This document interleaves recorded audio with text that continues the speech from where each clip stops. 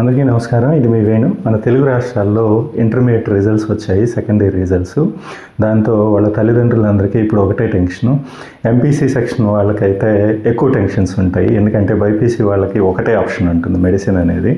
So వాళ్ళకి వేరే ఛాయిస్లు ఏమి ఉండవు కాబట్టి దాని మీదే కాన్సన్ట్రేషన్. కాకపోతే ఎంపీసీ తీసుకున్న వాళ్ళకి ఇప్పుడు చాలా ఆప్షన్స్ ఉంటాయి. ఒకటేంటంటే డీమ్డ్ యూనివర్సిటీలో చేర్పించాలా, లేకపోతే నార్మల్ కాలేజీ కౌన్సిలింగ్లో చేర్పించాలా, ఇలా చాలా ఆప్షన్స్ ఉంటాయి వాళ్ళకి. అండ్ ఇక్కడ ఇంజనీరింగ్లో కూడా మళ్ళీ ఇప్పుడు మనకి చాలా రకాలు వచ్చినాయి కదా. ఇంజనీరింగ్ మీరు ఒక సిఎస్సిలోనే తీసుకుంటే మీరు విట్లో కానీ ఎస్ఆర్ఎంలో కానీ ఇలాంటి యూనివర్సిటీలకి, డీమ్డ్ యూనివర్సిటీలకు వెళ్ళినప్పుడు ఒక సిఎస్సిలోనే మీకు ఒక బ్రౌచర్ ఇస్తాడు. దాంట్లో మోర్ దాన్ 30 to 40 బ్రాంచెస్ ఉంటాయి. మళ్ళీ సిఎస్సి, ఏఐ అని, బయోటెక్నాలజీ అని, ఏఐలో మళ్ళీ డిఫరెంట్ కేటగిరీస్, ఇలా చాలా ఆప్షన్స్ చూపిస్తారు మనకి. సో ఇప్పుడు తల్లిదండ్రులందరికీ ఇదే టెన్షన్. ఇక్కడ నేను ఒక చిన్న సలహా ఇద్దాం అనుకున్నాను. ఎందుకు అంటే 2-3 పేరెంట్స్ కూడా నన్ను అడిగారు, సార్ దీని గురించి కొంచెం మాట్లాడితే బాగుంటుందేమో, మీ ఆప్షన్స్ ఏంటి అని. సో నా సలహా ఒక్కటే, ఫస్ట్ మీరు మీ పిల్లల్ని ఇంజనీరింగ్ చేర్చాలి అనుకున్నప్పుడు ఫస్ట్ వాళ్ళతో కూర్చొని మాట్లాడండి. వాళ్ళకి ఎక్కడ చేరాలనుకుంటున్నారో అడగండి. అండ్ మీకు ఆల్రెడీ ఒక ఐడియా ఉంటే కనుక మీ పిల్లలు ఎలా చదువుతున్నారు, వాళ్ళ బిహేవియర్ ఎలా ఉంది, అండ్ ఇవన్నీ ఐడియా ఉంటే కనుక ఫస్ట్ మీ పిల్లలతో మాట్లాడి చూడండి. చాలామంది చేసే తప్పు ఏంటి అంటే, మా దగ్గర వాళ్ళు కానీ, మా ఊరు కానీ, పక్కన వాళ్ళు కానీ, మేము చూసిన ఎక్స్పీరియన్స్ని బట్టి, పిల్లల్ని చూసిన ఎక్స్పీరియన్స్ని బట్టి మేము చెప్పగలుగుతున్నాము. చాలామంది పేరెంట్స్ చేసే తప్పు ఏంటి అంటే, దూరంగానో లేకపోతే దూరంగా ఉండే కాలేజీలోనో, అంటే చెన్నై ఆర్ బెంగళూరు లేకపోతే ఇంకో హైదరాబాద్లో ఏదైనా మంచి పేరున్న కాలేజీలోనో చేర్పిస్తే బాగుంటుంది కెరీర్ అనేది ఒక అపోహ అయితే, ఇంకొకటి హాస్టల్లో వేస్తే బాగుంటుంది, మనకు దగ్గరగా ఉంటే అసలు వీడు మాటిండు, సో దూరంగా ఏదైనా కాలేజీలో, డీమ్డ్ యూనివర్సిటీలో కానీ ఇంకెక్కడన్నా కానీ హాస్టల్లో వేస్తే బాగుపడతాడు అనేది ఒకటి ఆలోచిస్తుంటారు. కానీ నన్ను అడిగితే ఈ 2 వర్షన్స్ తప్పనే చెప్తాను. ఎందుకు అంటే, మీ పిల్లలు ఎలా బిహేవ్ చేస్తున్నారో ఫస్ట్ గమనించండి. అంటే కొంతమంది పిల్లలకి 10th క్లాస్ వరకు కానీ, ఇంటర్ వరకు కానీ వాళ్ళు కొంచెం సఫరస్గా ఫీల్ అవుతారు.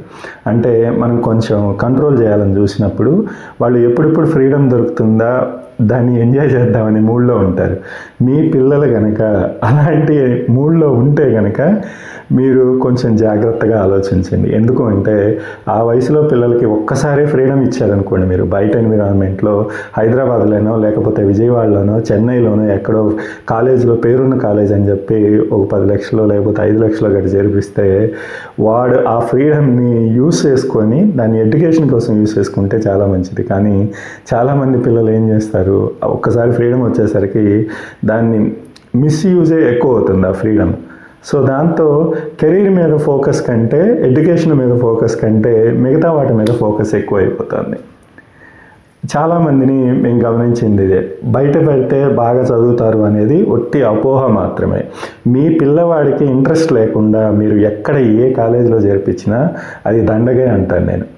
మీ పిల్లవాడు కనుక చదువు మీద కొంచెం కాన్సన్ట్రేషన్ పెట్టగలుగుతాడు, అండ్ కాంపిటేటివ్ స్పిరిట్ తీసుకొని పక్క పిల్లల్ని ఆదర్శంగా తీసుకొని వాళ్ళకంటే ఎక్కువ మార్కులు రావాలనో, వాళ్ళతో పాటు నేను కూడా బాగా చదవాలనో ఫీల్ అవ్వగలిగితే ఇబ్బంది ఏమీ లేదు. మీరు ఏ కాలేజీలో వేసినా వాడు బాగానే లాక్కొస్తాడు. కానీ మీ పిల్లవాడు అలాంటి స్పిరిట్ లేకుండా వీడిని బయటకు వదిలితే మనకి దొరకడు అని మీకు అనిపించిందా, వదలకండి.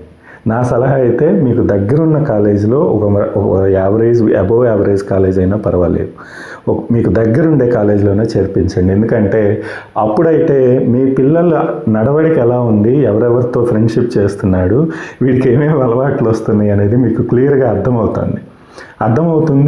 సో మీరు కొంచెం గమనిస్తూ ఉండొచ్చు. ఎందుకంటే ఆ వయసు అలాంటిది, మనం పిల్లల్ని ఎవరిని తప్పుపట్టలేము. ఎందుకంటే 10th క్లాస్ పిల్లలు కానివ్వండి, ఇంటర్మీడియట్ పిల్లలు కానివ్వండి, మనం ఎలా మౌల్డ్ చేస్తే వాళ్ళు అలా మౌల్డ్ అవుతారు అనేది నా భావన. సో ఒకవేళ వాళ్ళు ఏదైనా తప్పుడు మార్గాల్లో వెళ్తున్నా మీరు పక్కనే ఉంటారు కాబట్టి మీరు వాళ్ళకి ఏది మంచి ఏది చెడు అనేది చెప్పుకోగలిగే ఆప్షన్ ఉంటుంది. అదే దూరంలో హాస్టల్లోనో ఎక్కడో దూరంగా కాలేజీలోనో వేశారనుకోండి, వాడు మీకు చెప్పేది ఒకటి చేసేది ఒకటి ఉంటుంది. సో ఇలాంటి ప్రాబ్లమ్స్ రాకుండా ఉండాలంటే మీకు దగ్గరగా పెట్టుకోవడమే మంచిది అనేది నా ఆప్షన్. మీరు ఫస్ట్ పాయింట్ ఏంటంటే, మీరు కూర్చొని మాట్లాడండి. మీ పిల్లలు ఎలా ఉన్నారు అనేది ముందు మీరు అర్థం చేసుకోండి. మీరు అర్థం చేసుకోకుండా జనరల్గా జరిగేది ఏంటంటే పల్లెల్లో కానీ మిడ్ ఏరియా టౌన్స్లో middle class above middle class వాళ్ళు పక్కన వాళ్ళు ఒక కాలేజీలో చేర్చారని మేము ఆ కాలేజీలోనే చేర్చాలి, లేదంటే దానికన్నా పెద్ద కాలేజీలో చేర్చాలి, లేకపోతే మనకి చెప్పుకోవడానికి బాగుండదు. ఇది మెయిన్. పల్లెల్లో అయితే ఇది మరీ ఎక్కువ ఉంటుంది. పక్కింటి వాళ్ళు ఎస్ఆర్ఎంలో చేర్చారు చెన్నైలో, నేను కూడా చెన్నై ఎస్ఆర్ఎంలోనే చేర్చాలి, లేదంటే నా పరువు పోయినట్టు ఫీల్ అవుతాను, చేర్చాల్సిందే అంటారు. కానీ ముందు మీ పిల్లోడికి ఏది ఇంట్రెస్ట్ ఉందో అడగాలి కదా. వాడికి దూరంగా వెళ్ళటం ఇంట్రెస్టా? ఒకవేళ వాడిని దూరం పంపిస్తే వాడు ఎలా బిహేవ్ చేస్తాడో కూడా నువ్వు అర్థం చేసుకోవాలి కదా. ఏమీ చేసుకోకుండా అక్కడ కాలేజీలో చేరిస్తే చాలు, మంచి కాలేజీ, పెద్ద పేరున్న కాలేజీ, మా వాడికి ఉద్యోగం వచ్చేస్తుంది, 10 lakhs ప్యాకేజ్ వచ్చేస్తుంది అనుకుంటే మాత్రం పప్పులో కాలేసినట్టే. ఇప్పుడు చాలామందిని మనం గమనిస్తున్నాం, హైదరాబాద్లో కానీ బెంగళూరులో కానీ బీటెక్ అయిపోయినా 3-4 years అయినా సరే వాళ్ళకి జాబ్స్ కొట్టలేకపోతున్నారు. నేను ఇక్కడ తల్లిదండ్రులు పూర్తిగా తప్పని అనట్లేదు, కానీ మీరు గమనిస్తున్నారా మీ పిల్లలు ఏం చేస్తున్నారనేది? అది కదా ఫస్ట్ పాయింట్.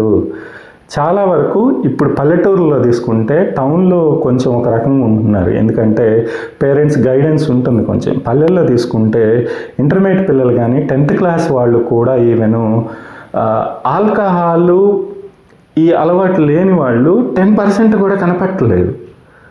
అది ఎంత దారుణమైన పరిస్థితుల్లోకి వెళ్తున్నామో ఒక్కసారి ఆలోచించండి మీరు.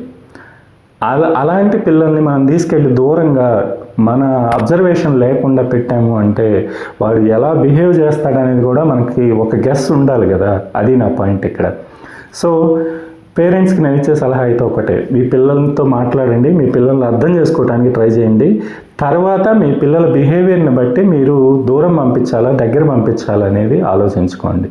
ఇక గ్రూప్స్ అంటారా, అది అప్ టు యూ. ఎందుకంటే ఇప్పుడు చాలా బ్రాంచెస్ వచ్చినాయి, కానీ ఒకటైతే నిజం, ఇంజనీరింగ్ ఇంత ముందులాగా ఏదో ఒక బ్రాంచ్ పాస్ అయితే చాలు, ఏదో ఒక ఐటీ ఉద్యోగం వస్తుంది అనే భ్రమల నుంచి బయటికి రండి పేరెంట్స్.